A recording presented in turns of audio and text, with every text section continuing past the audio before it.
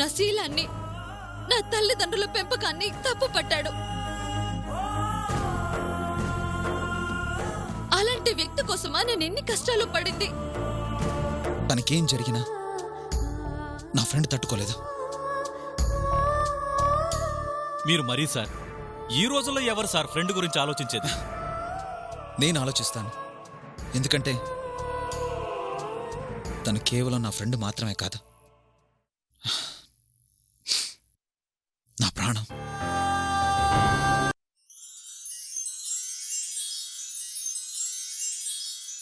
మీరు మరీ సార్, ఈ రోజుల్లో ఎవరు సార్ ఫ్రెండ్ గురించి ఆలోచించేది? నేను ఆలోచిస్తాను. ఎందుకంటే తను కేవలం నా ఫ్రెండ్ మాత్రమే కాదు, నా ప్రాణం.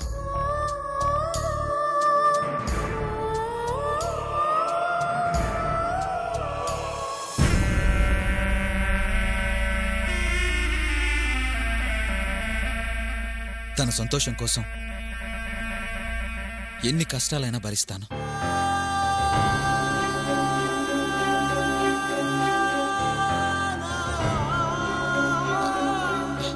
సావిత్రి, నువ్వా? వచ్చేంతసేపు అయింది?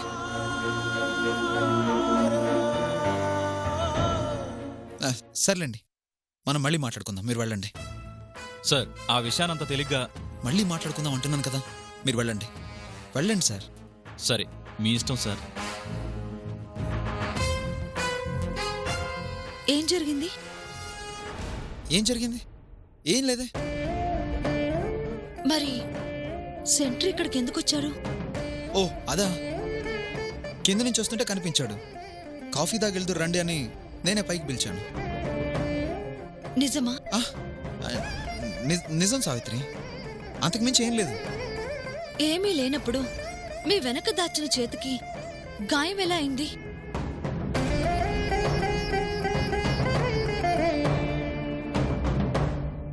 చెప్పండి. ఇదా, ఇది బైక్ మీద స్కిడ్ అయ్యాను.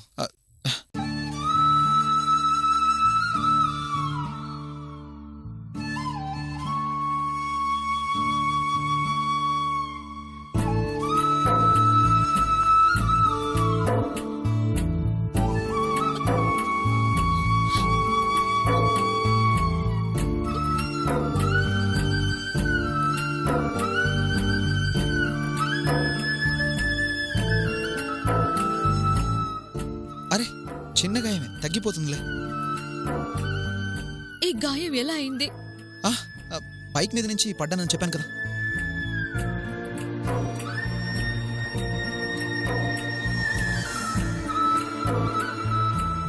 ఇప్పుడు చెప్పండి. నా మీద ఒట్టేసి నిజం చెప్పండి. అసలేం జరిగింది?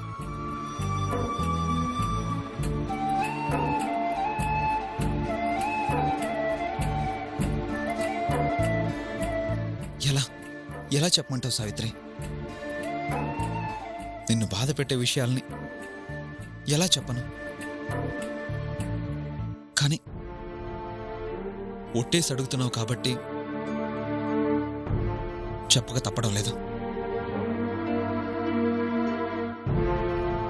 సత్య ఇలా అన్నాడని నువ్వు బాధపడ్డం చూడలేక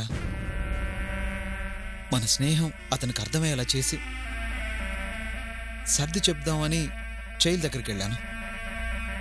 నన్ను చూడగానే మళ్ళీ అవే మాటలు, మనిద్దరి గురించి నీచంగా చండాలంగా మాట్లాడడం మొదలుపెట్టాడు. సత్య, ఇది పద్ధతి కాదు.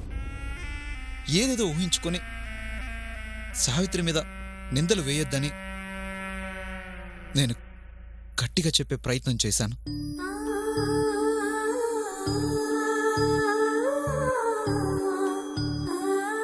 అంతే, దాన్ని వెంటేసుకుని తిరుగుతూ దాంతో కులుకుతూ నువ్వేంట్రా నీతులు చెప్తున్నావు అంటూ నా మీద అటాక్ చేశాడు.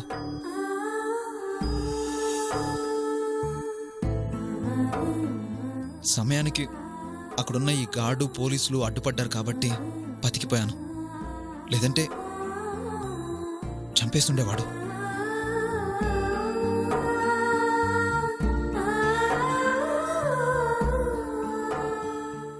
మాటలన్న మనిషితో ఇంకా ఏం మాట్లాడాలని అతని దగ్గరికెళ్లారు?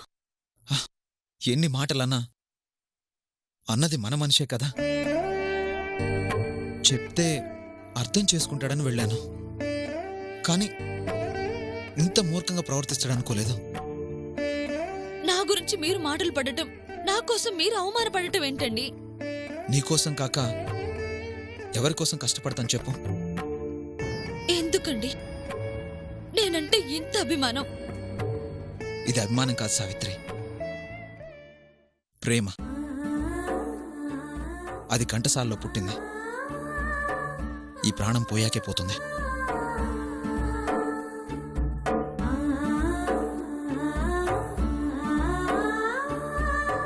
ప్రేమించినందుకు ఏం మిగిలింది? ఆ రోజు బాధపడ్డారు, ఈ రోజుకి బాధపడుతున్నారు. నీకది బాధలా కనిపిస్తుందేమో.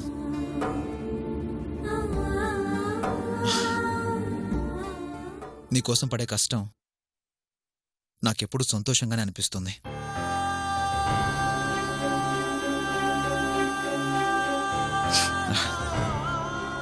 జరిగిన దాని గురించి మాట్లాడుకుని నిన్ను బాధ పెట్టడం తప్ప ప్రయోజనం ఏమీ ఉండదు. కానీ ఏం సావిత్రి ఇలా వచ్చావు? నా చిన్ననాటి స్నేహితురాలి పెళ్లి, నేను తప్పకుండా వెళ్ళాలి. తోడుగా మీరు వస్తే వెళ్దామని. ఫ్రెండ్ పెళ్ళికా? అలాగే వెళ్దాం. 5 minutesలో ఫ్రెష్ అప్ అయి వస్తాను. ఓకే?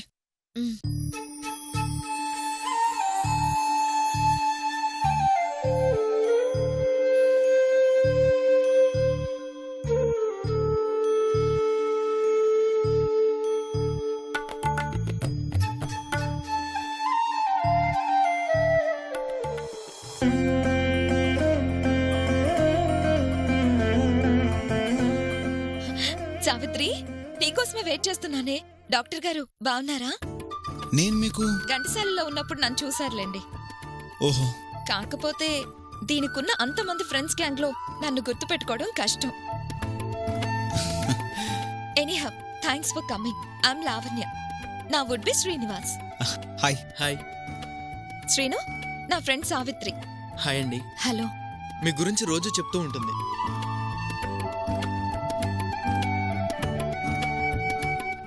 ఏంటి ఇంకా పెళ్లి ఏర్పాట్లు పూర్తయినట్లేదు? అదేంటండి, అయిపోయాయిగా. ఏ మీకలా అనిపించడం లేదా? పెళ్ళంటే ఇలా అరేంజ్ చేసేది. మరి I'll show you.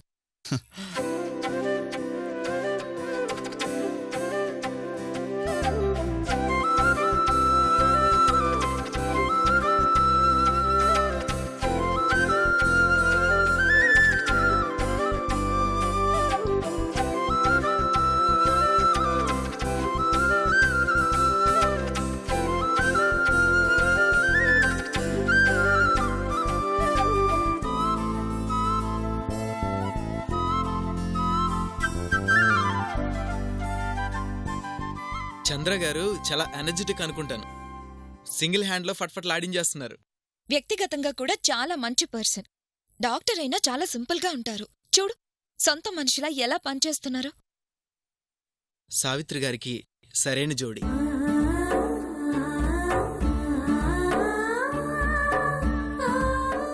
ఇద్దరు మేడ్ ఫర్ ఈచ్ అదర్ లా ఉంటారు. చెప్పాను కదా, సావిత్రి పెళ్లి చంద్రగారితోనే కావాల్సింది. అనుకోకుండా సత్యని పెళ్లి చేసుకోవాల్సి వచ్చింది. మరి ప్రాబ్లం ఏముంది? ఎలాగూ లవర్సే కాబట్టి హ్యాపీగా వైఫ్ అండ్ హస్బెండ్ అయిపోవచ్చు. నాలాగా అది ఫాస్ట్ కాదు. పాత తరం హీరోయిన్లా ఎలాంటి వాడైనా భర్తే దేవుడు అనుకుంటుంది. ఈ రోజుల్లో మీ ఫ్రెండ్లా ఉండేవాళ్ళు చాలా రేర్. ఫాస్టర్ గారు రమ్మంటున్నారండి. సావిత్రి, పద వెళ్దాం. అలాగే. Please come. ఇప్పుడు ఎలా ఉంది? మా ఫ్రెండ్ చాలా హ్యాపీగా ఫీల్ అవుతుంది. ఇప్పటిదాకా మిమ్మల్ని పొగుడుతూ ఉన్నారు. మనం ఏం చేసినా నీట్గా ఉండాలి, లేదంటే స్వచ్ఛందంగా స్వచ్ఛ భారత్ కార్యక్రమం మొదలు పెట్టేస్తాను. అవును, మీ ఫ్రెండ్ తన వుడ్ బి చాలా క్లోజ్గా ఉన్నారు. లవ్ మ్యారేజా? అవును. ఫస్ట్ వేరే అతనితో మ్యారేజ్ అయింది. అతనితో చాలా ఇబ్బందులు పడింది. చివరికి అతనితో బతకలేక విడిపోయింది.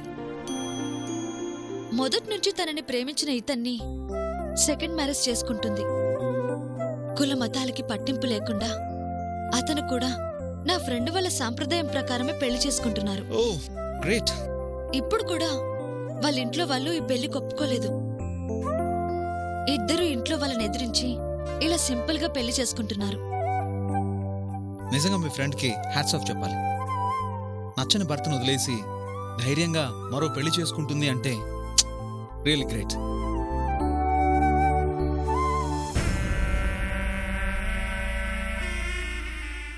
మొదట్నుంచి దానికి ధైర్యం ఎక్కువ. అది ధైర్యం కాదు సావిత్రి, ఆత్మాభిమానం. ఆడపిల్లలకి ముఖ్యంగా ఉండాల్సింది అదే. పాపం చాలామంది త్యాగం పేరుతో తమ ఆత్మాభిమానం చంపుకుని బతికేస్తుంటారు. రాతి యుగం నుంచి రాకెట్ యుగం దాకా పాపం అలాగే బతికేస్తున్నారు.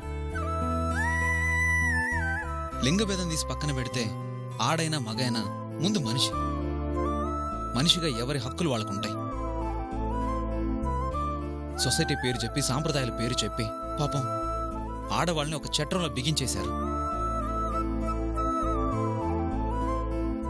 ఇదిగో నీ ఫ్రెండ్ లాంటి వాళ్ళు ఏ కొద్ది మందో ఆ చట్రంలో నుంచి బయటపడుతున్నారు.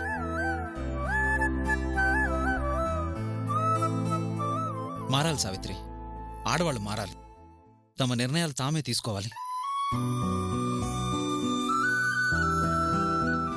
తప్పును ఎదిరించాలి, స్వేచ్ఛగా బతకాలి. తల వంచడం అంటే సిగ్గుపడ్డం కాదు, సిగ్గు చేయటం తెలుసుకోవాలి.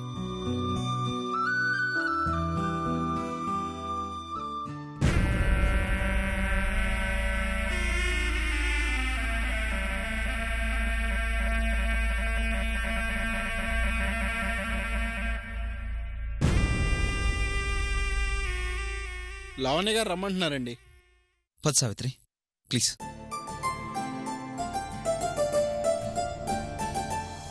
ఈమెను నీ భార్యగా స్వీకరించుటకు ఇష్టమేనా?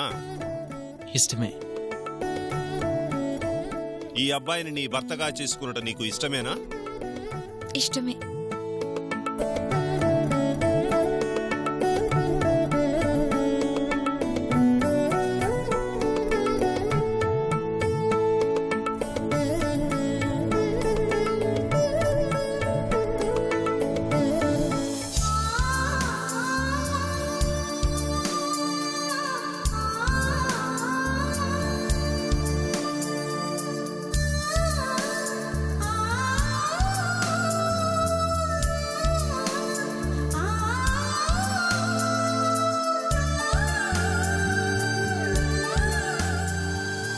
బిడ్డ, బాలిక వెలికి ఉంగరము తొడుగుము.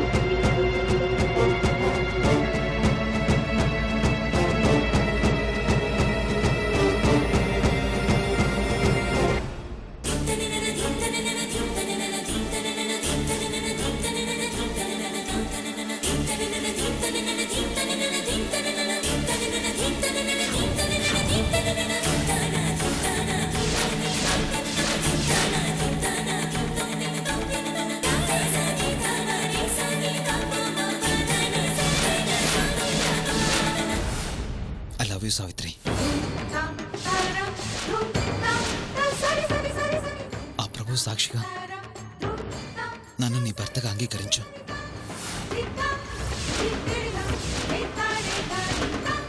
ఇష్టం లేని భర్తను వదిలేసి నచ్చిన మనిషిని చేసుకోవటానికి నీ ఫ్రెండ్ ధైర్యం చేసింది. ఇష్టమైన నిన్ను సొంతం చేసుకోవడానికి నేను ధైర్యం చేశాను.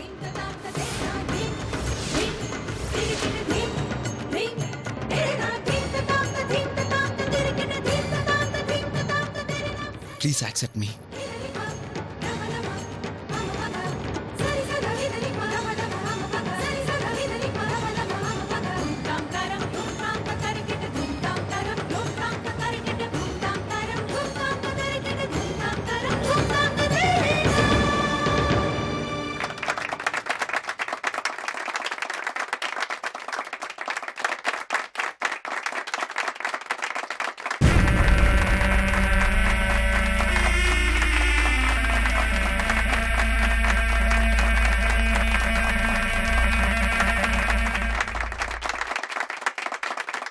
నువ్వు ఈ ఉంగరం తొడుగుము.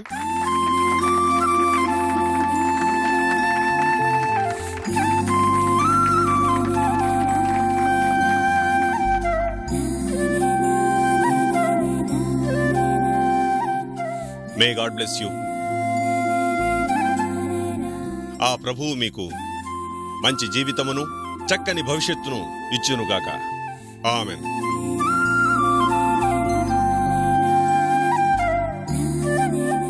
Lavanya, wish you happy married life. Thank you. Thank you. Wish you all the best. మీరిద్దరు ఇలాగే ఎప్పుడు సంతోషంగా ఉండాలి అని కోరుకుంటున్నాను. దగ్గరుండి మా పెళ్లి జరిపించినందుకు చాలా చాలా థ్యాంక్స్. నాది సేమ్ డైలాగ్. ఫ్రెండ్స్ మధ్యలో అలాంటి ఫార్మాలిటీస్ ఉండకూడదు. మీ కొత్త జంటకి ఫస్ట్ ట్రీట్ మేమే ఇవ్వాలి అనుకుంటున్నాం. సో ఈవినింగ్ డిన్నర్కి మీరు సావిత్రి ఇంటికి వస్తున్నారు. ఇక్కడ కష్టపడింది చాలదా, మళ్ళీ డిన్నర్ అని మా కోసం ఇబ్బంది పడ్డవెందుకు? నోనో, ఇబ్బంది ఏముంది? ఏం సావిత్రి? ఇబ్బంది ఏముందిలేవే, ఇద్దరూ తప్పకుండా డిన్నర్కి రండి. అలాగే.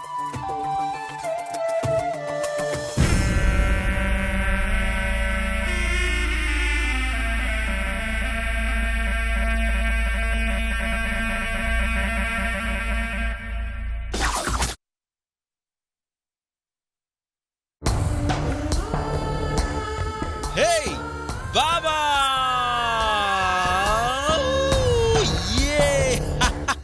నాకు ఒక పెగ్ ఫిక్స్ చేయి. ఏంటి చాలా హ్యాపీగా ఉన్నావు? లైఫ్లో అనుకున్నట్లు జరిగితే హ్యాపీయే కదా. మనం అనుకున్న ఏం జరగటం లేదు, నువ్వు అనుకున్నవి జరుగుతున్నాయి అంతే. కమ్ ఆన్ మ్యాన్, మనం అనుకున్నవి ఎప్పుడైనా జరుగుతాయి. నేను కోరుకుంటున్నట్లు సావిత్రి లాంటి అందగతిని సొంతం చేసుకోవడం రేర్గా జరుగుతాయి. అప్పుడే సొంతం అయిపోయినట్టు ఫీల్ అవుతున్నావుగా? అయిపోతుంది బాబా. మా లవ్ స్టోరీకి పెళ్లి అనే శుభం కార్డు తొందరలోనే పడబోతుంది. చంద్ర వెట్ సావిత్రి అని మండపం ముందు ఫ్లెక్సీ కట్టడమే ఆలస్యం. చాలా కలలుగంటున్నావు. ఎస్, కలే, బట్ వాస్తవం కాబోతున్న కల. ఏంటంత నమ్మకం? నా మీద నమ్మకం, నా ప్లాన్స్ మీద నమ్మకం. అప్పుడప్పుడు మన నమ్మకాలే మనల్ని మోసం చేస్తాయి. అది నీ విషయంలో జరగచ్చు. నా నమ్మకాలు నన్ను ఎప్పుడూ మోసం చేయవు. ప్లాట్ఫామ్ క్లియర్గా ఉంది బాబా. నేను సావిత్రి ట్రైన్ ఎక్కడమే లేట్. అడ్డుపడ్డానికి అడ్డం లేకుండా ఆ సత్యాగాడికి పూర్తిగా దూరం చేశానా? ఫ్యామిలీ సైడ్ నుంచి సపోర్ట్ లేకుండా వాళ్ళతో చీకొట్టించానా? సత్యాగాడిని జీవితంలో కలవలేదు. పేరెంట్స్ దగ్గరికి కాదు కదా, కనీసం గంటసాల పొలిమేరలకు కూడా పోలేదు. కొత్తగా ఒక ఫ్రెండ్ వచ్చింది. మనం ఫస్ట్ డే నుంచి కాన్సన్ట్రేట్ చేయడం వలన ఆ ఫ్రెండ్ పూర్తిగా నాకు సపోర్ట్ చేస్తుంది. ఇంకెవరున్నారు సావిత్రికి? ఈ చంద్ర తప్ప. బాబా, నా ఫ్రెండ్గా నీకు ఒక గోల్డెన్ ఛాన్స్ ఇస్తున్నాను. వెడ్డింగ్ కార్డ్స్ డిజైన్ దగ్గర నుంచి కళ్యాణ మండపం డెకరేషన్ దాకా మొత్తం నువ్వే చూసుకో. సెంటిమెంట్గా ఫోన్ కూడా మోగింది చూడు. అన్నోన్ నంబరు ఎవరు చేసుంటారు?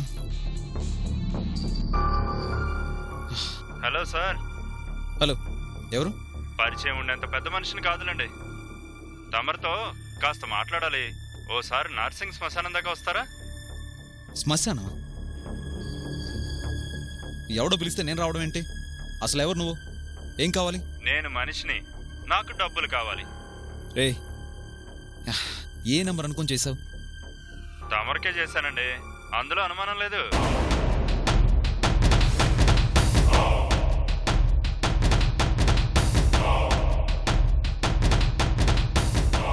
సరే, మీకు అనుమానం ఎందుకు? ఇప్పుడు ఒక మనిషి చావలా, కానీ చచ్చిపోయిందని ఓ మనిషిని జైల్లో పెట్టించారు. ఇప్పుడు అర్థమైంది కదండి? గది ఆ విషయం గురించి మాట్లాడాలనే రమ్మన్నా. వస్తున్నారుగా? వస్తారులే. ఎదురు చూస్తా ఉంటా. నార్సింగ్ శ్మశానం ఉంటా.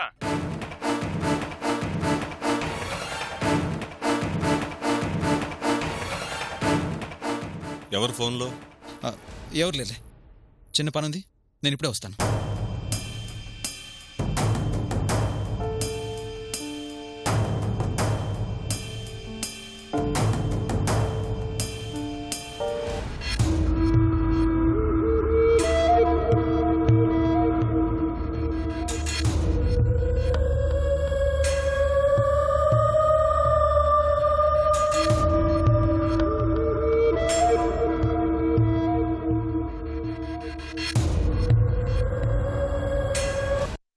నిజంగా మొదట నువ్వు అనుకున్నట్టు నువ్వు చంద్రాన్ని పెళ్లి చేసుకునుంటే ఈ రోజు నీకన్నా సంతోషంగా ఉండేవాళ్ళు ఎవరూ ఉండేవాళ్ళు కాదు.